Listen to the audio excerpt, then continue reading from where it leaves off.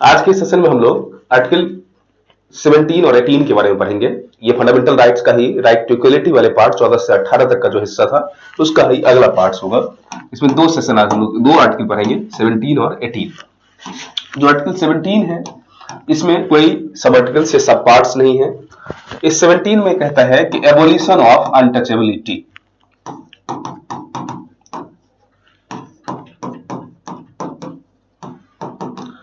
अब ये जो एबोलिशन ऑफ अनटचेबिलिटीज है, तो ये एबोलिशन कैसे होगा, किस आधार पे होगा, तो याद करिए थोड़ी मात्रा में हमने आर्टिकल 15 के जो क्लॉज 2 था उसमें हमने कुछ मुद्दे की बात की थी। क्या था कि राज्य किसी भी व्यक्ति को या कोई भी व्यक्ति जो दो चीजों से नहीं रोकेगा। पहला क्या था कि जो सार्वजनिक चीजें हैं, जिनको सार्वजनिक नेचर है जिनका प्रयोग करने का, उससे नहीं रोक सकता। और दूसरा कंसर्न क्या था कि दूसरे कंसर्न के अंतर्गत जहां पब्लिक पैलेसेस एक्सेट्रा है वहां प्रवेश से रोक नहीं सकता, अर्थात प्रवेश से रोक नहीं हो सकती कहीं। और दूसरा यह था कि जो पब्लिक फोरम या पब्लिक चीजें हैं यूटिलिटीज की, उनके उपयोग से रोका नहीं जा सकता था। उसी को आगे बढ़ाया, उसी आगे के फॉर्मेट में 17 में कह दिया कि कंप्लीट एबोलिशन ऑफ अनटचेबिलिटी, छुआछूत या अस्पृश्यता को पूरी तरह समाप्त कर दिया जाए। और इसमें कहा गया, इसमें केवल इतनी ही बातें कही गई और इसमें एक बात कही गई फाइनल कि यदि इसमें कुछ भी ऐसा होगा, अनटचेबिलिटी की कोई प्रैक्टिस कर रहा होगा, तो इसके लिए जो सजा होगी वो आर्टिकल 35 याद करिए, जिसमें हमने कहा कि पार्लियामेंट के पास राइट है कि इन चीजों को रोकने के लिए या इन प्रैक्टिसों को कंट्रोल करने के लिए क्या सजा दे। वो सजा, वो जो कानून होंगे वो पार्लियामेंट बनाएगी। इसके लिए आर्टिकल 35 के तहत क्या होगा, पार्लियामेंट को इंपावर्ड किया गया। इसके लिए पार्लियामेंट को इंपावर्ड किया गया, अर्थात सारी शक्ति दी गई कि वो जो चाहे वो कानून बना सकता है। अब यहां कंसर्न्स होंगे कि जो इसके तहत जो राइट्स मिले, तो पार्लियामेंट ने क्या किया।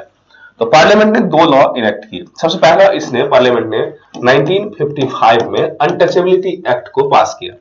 अब ये अनटचेबिलिटी एक्ट में क्या था, अनटचेबिलिटी एक्ट, इसके तहत 95 में यह प्रावधानित किया गया कि जो कोई व्यक्ति भी अनटचेबिलिटी की प्रैक्टिस करेगा with regard to the article 15(2), अर्थात 15(2) में जो बातें मेंशन है वहां तक यदि कोई व्यक्ति रोकता है या उन चीजों में अनटचेबिलिटी की प्रैक्टिस करता है on the basis of caste etcetera, तो ऐसे लोगों को सजा दी जाएगी। तो सजा कहां तक दी जाएगी, तो कहा गया कि अप टू 6 मंथ की सजा होगी उस व्यक्ति को। तो इस अनटचेबिलिटी वाले एक्ट में क्या किया गया कि इसमें दो कंसर्न्स आपको याद रखना होगा कि पहला तो इसकी जो लिमिटेशंस थी, ये लिमिट इसका क्या था कि वही बातें केवल उसी बातों पे लागू होगा जो आर्टिकल 15 के क्लॉज 2 में कहा गया था, केवल वहां तक लागू था। और दूसरा क्या था कि जो व्यक्ति इसका उल्लंघन करता है उस व्यक्ति को अप टू 6 मंथ की सजा होनी थी, किस सजा। लेकिन बाद में पता चला कि जैसे जैसे समय बदलता है, कहा गया कि कई बार यहां आर्टिकल 15(2) में तो दो ही अर्थ था, कहीं प्रवेश और कुछ प्रयोग। तो इन दोनों के अलावा भी जो जाति सूचक शब्द के प्रयोग हैं वो तो लोग कई बार ये भी करते हैं, कई बार किसी व्यक्ति को डिमोलाइज करने के लिए, किसी व्यक्ति को नीचा दिखाने के लिए या किसी के अहंग सेल्फ को चोट पहुंचाने के लिए भी लोग करते हैं जाति सूचक शब्दों का प्रयोग। केवल यही नहीं है कि हम किसी चीजों के इस्तेमाल से उसे रोक रहे हैं या कहीं किसी की एंट्री रोक रहे हैं, केवल यहां तक ही मुद्दा सीमित नहीं था। इसीलिए बाद के समय में जब बात करेंगे तो बाद के समय में ऐसी आवश्यकता महसूस हुई कि ऐसा है कि जो जाति सूचक शब्दों का प्रयोग किसी को नीचा दिखाने के लिए भी कर रहा है, ऐसे शब्दों को भी रोका जाए। उसके लिए क्या किया गया, तो बाद में 76 आता है और 1976 में इसी एक्ट का नाम बदल दिया गया और नाम बदल के कुछ फ्रेमिंग में बदलाव किया गया। जो नाम बदला गया उसके तहत इसका नाम हो गया सिविल राइट प्रोटेक्शन एक्ट।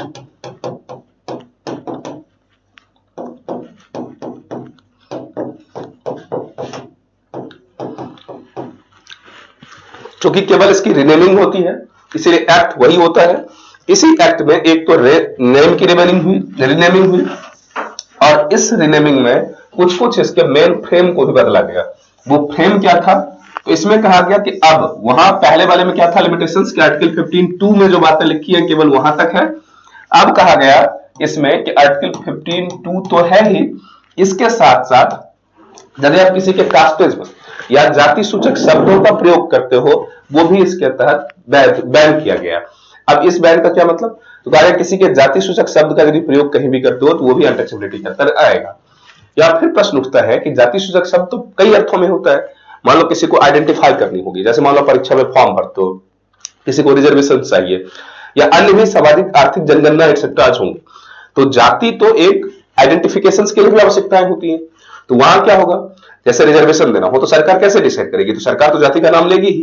तो जाति का नाम लेना ही अपने आप में बुरा नहीं है, कंसर्न ये है कि आपका इंटेंशन क्या था। यदि आपने जाति का नाम केवल इसलिए लिया है कि उस व्यक्ति को नीचा दिखाया जाए, उसके अहम को चोट पहुंचाया जाए, तो गलत होगा। तो इसमें दूसरा क्या है, कास्टिस्ट वर्ड। अब ये जो कास्टिस्ट वर्ड है, कब, जब अपमान के इच्छा से शब्द प्रयोग किया गया हो, जब अपमानजनक इंटेंशन हो।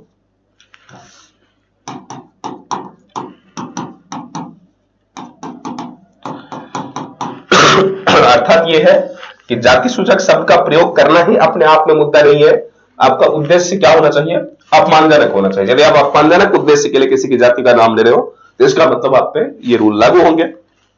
इसके साथ साथ फेवर या फिर प्रमोशन या प्रमोटिंग ऑफ द अनटचेबिलिटी, या तो आप अनटचेबिलिटी खुद प्रैक्टिस नहीं कर रहे हो लेकिन उसे प्रमोट कर रहे हो, या उसके सहायक बन रहे हो, या उसके समर्थक बन रहे हो, ऐसे कंसेप्ट में भी आपको लगेंगे। तो प्रमोशन और फेवर,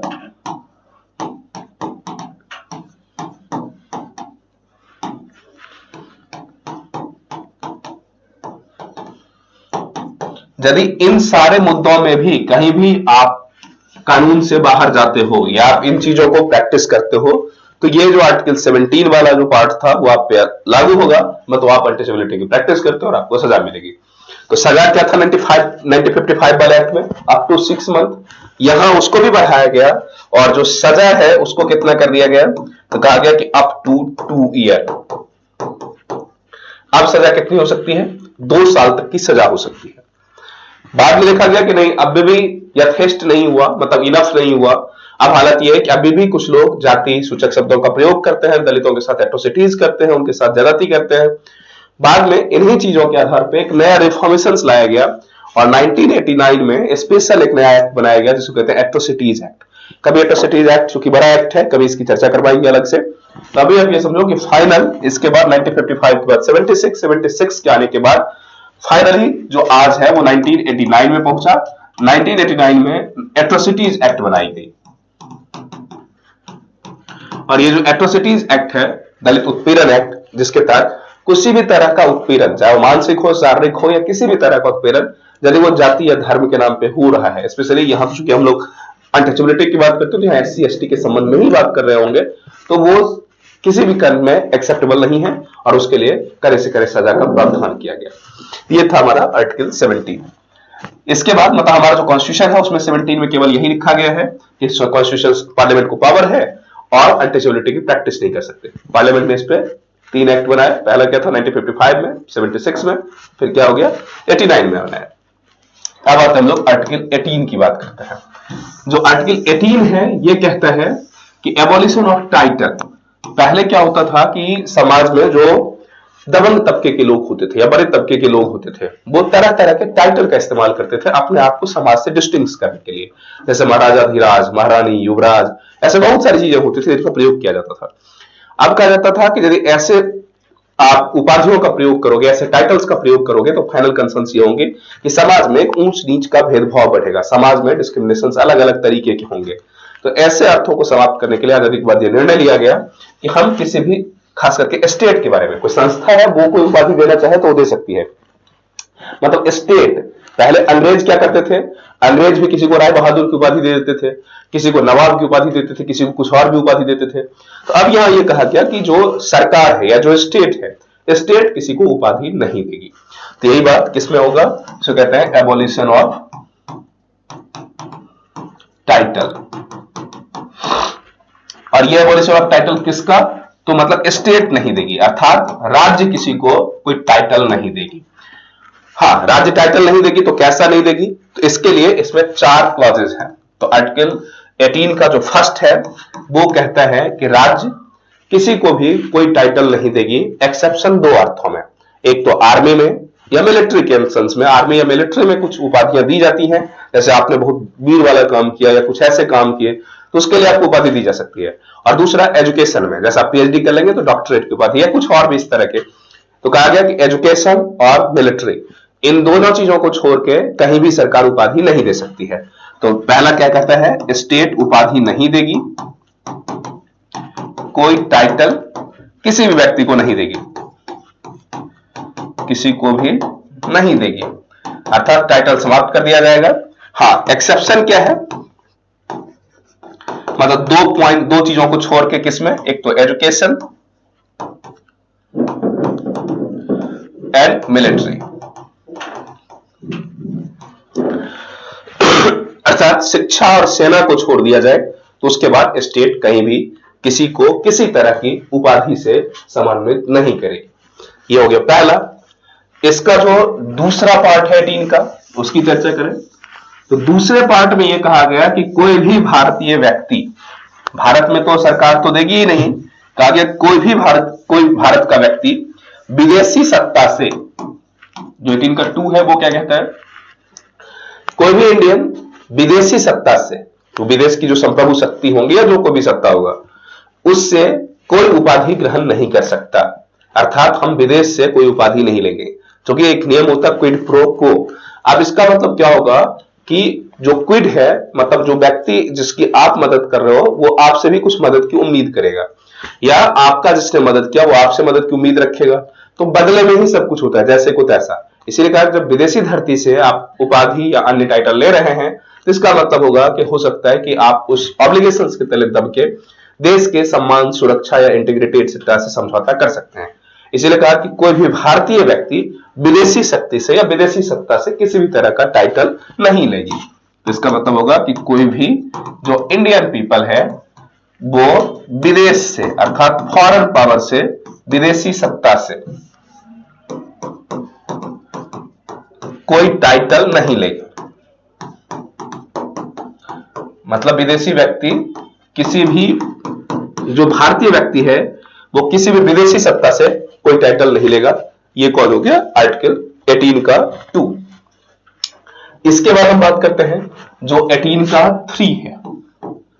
18 का 3 कहता है कि कोई भी वो व्यक्ति जो विदेशी है लेकिन भारत में किसी लाभ या विश्वास के पद पे हो, अर्थात कोई प्रॉफिट, पोस्ट ऑफ प्रॉफिट, या फिर उसको कहा जाए कि जो ट्रस्टवर्दी या ऐसा कॉन्फिडेंशियल पोस्ट पे हो कोई व्यक्ति, उसको बेसिक अर्थ में कहा जा सकता है लाभ और विश्वास के पद पे। यदि कोई विदेशी व्यक्ति भारत में भी काम कर रहा है, इस अर्थ में भी वो भारत के लोगों या भारत की कंस्टिट्यूशन से बंधे हुए होंगे, और इसलिए इस अर्थ में भी वो विदेशी से कोई उपाधि नहीं ले सकता। हाँ, चूंकि वो विदेशी है इसलिए एक छूट दी गई कि जब भी उसे ऐसा कुछ भी लेना होगा तो भारत के राष्ट्रपति से परमिशन लेगा, और परमिशन लेने के बाद ही ले सकता है। यदि परमिशन राष्ट्रपति अलाउ ना करे तो ऐसा नहीं हो सकता।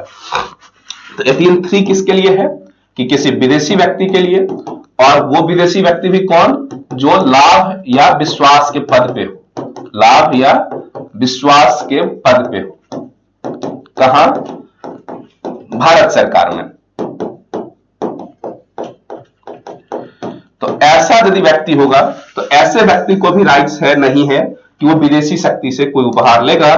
तो इसमें क्या होगा, इसमें हम सीधे लिख सकते हैं बिना राष्ट्रपति के परमिशन से। ये ले तो सकता है लेकिन बिना राष्ट्रपति के परमिशन से नहीं ले सकता। तो बिना प्रेसिडेंट के परमिशन से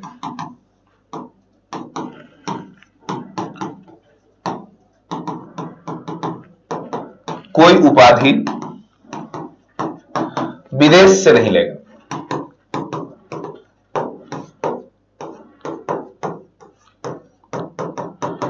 क्लियर? तो फर्स्ट क्या कह दिया, फर्स्ट ने कहा कि सरकार या जो संस्था, हमारी जो स्टेट है वो कोई उपाधि देगी नहीं, आर्मी और शिक्षा को छोड़ के। दूसरा कहता है कोई भी भारतीय किसी विदेशी से कोई उपाधि नहीं ले सकता। तीसरा कह रहा है कोई विदेशी है जो भारत में लाभ के पद पे है या किसी पोस्ट पे है, कॉन्फिडेंशियल पोस्ट पे, वो भी नहीं लेगा। हाँ, एक कंसर्न है कि राष्ट्रपति के परमिशन से वो ले सकता है। ये तीसरा हो गया। इसके बाद एक आता है 18 का 4। 18 का 4 में ये कहा जाता है कि कोई भी भारतीय व्यक्ति या विदेशी व्यक्ति, ये दोनों के लिए है, both for Indian and, both भारतीय एंड विदेशी। तो ये कहा गया कि ये जो कोई भी व्यक्ति होगा यदि वो भारत में किसी लाभ के पद पर या विश्वास के पद पे है तो ऐसे कंसर्न्स में वो विदेशों से कोई अन्य तरह की सुविधा भी नहीं ले सकता। उपाधि तो नहीं ले सकता, 2 में कह दिया भारतीयों के लिए, 3 में कह दिया विदेशियों के लिए। हाँ, विदेशियों की छूट दी गई कि राष्ट्रपति की परमिशन से ले सकता है। 18(4) में यह कहता है कि उपाधि के अलावा भी किसी भी तरह की अन्य जो सुविधाएं हैं, या तो कुछ उसको पेमेंट मिल रहा है, या कोई गिफ्ट मिल रहा है, उपहार मिल रहे हैं, तो ये सब भी वो नहीं ले सकता जब तक कि राष्ट्रपति की परमिशन ना हो। तो इसमें हम लोग क्या कहेंगे, कोई भी भारतीय या विदेशी जो लाभ के पद पे हो या विश्वास के पद पे हो, लाभ या विश्वास के पद पर हो, वो व्यक्ति भी बिना प्रेसिडेंट के परमिशन के, अर्थात बिना परमिशन के, परमिशन मतलब किसका, प्रेसिडेंट का, कुछ भी लाभ या पेमेंट या गिफ्ट उपहार आदि नहीं ले सकता है। विदेश से कुछ भी लाभ, उपहार, पैसा आदि कुछ भी नहीं ले सकता। हाँ, प्रेसिडेंट यदि परमिशन दे रहा है तो फिर वो ले सकता है।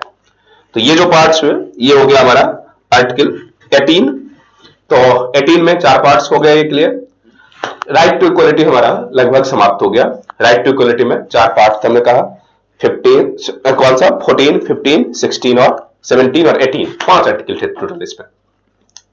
तो ये 5 आर्टिकल कंप्लीट। इसके बाद आता है स्वतंत्रता का अधिकार, राइट टू फ्रीडम की बात करते हैं। ये जो राइट टू फ्रीडम है,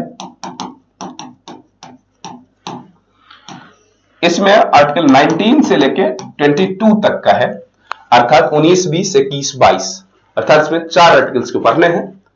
ये 4 आर्टिकल बहुत ही महत्वपूर्ण है। तो हम नेक्स्ट सेशन में चाहेंगे कि इन सेशन को देखेंगे और स्वतंत्रता का अधिकार को पढ़ेंगे। तब तक आप कुछ इसे देख के भी आ जाना।